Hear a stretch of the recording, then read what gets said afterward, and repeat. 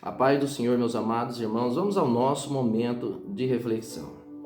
Isaías capítulo 38, versículo de número 1, fala-nos sobre a doença e a cura de Ezequias. Quem era Ezequias? Um rei, um servo autêntico e verdadeiro diante do Senhor, que foi acometido de uma enfermidade mortal. E diz aqui a palavra do Senhor que o profeta Isaías é enviado para lhe levar uma mensagem muito ruim. Eu fiquei pensando nesse texto.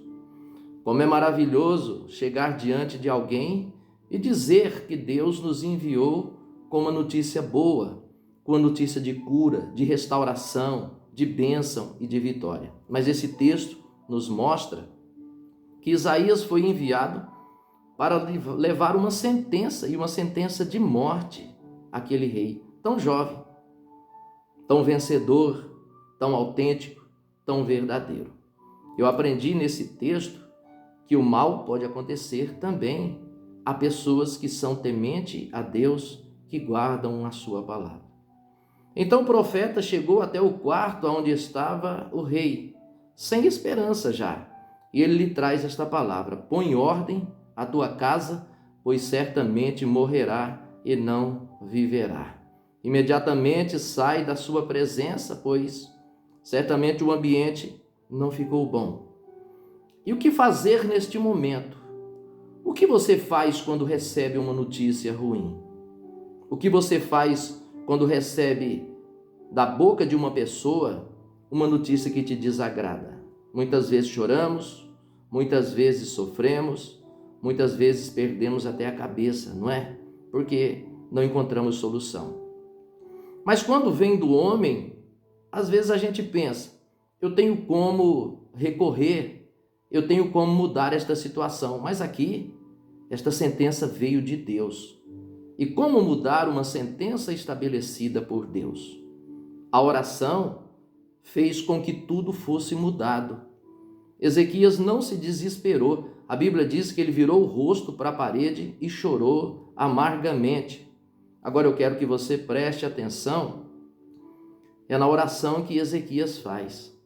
Pois ele ora como uma criança, na simplicidade das suas palavras.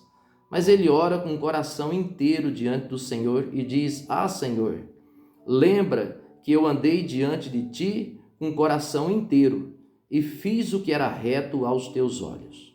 Parece simples esse texto, mas é muito profundo quando analisamos o detalhe destas palavras. Ele diz que serviu ao Senhor com o coração inteiro, fez o que era reto aos seus olhos. Tem muitas pessoas cobrando de Deus, tem muitas pessoas exigindo de Deus, mas não podem fazer a oração de Ezequias.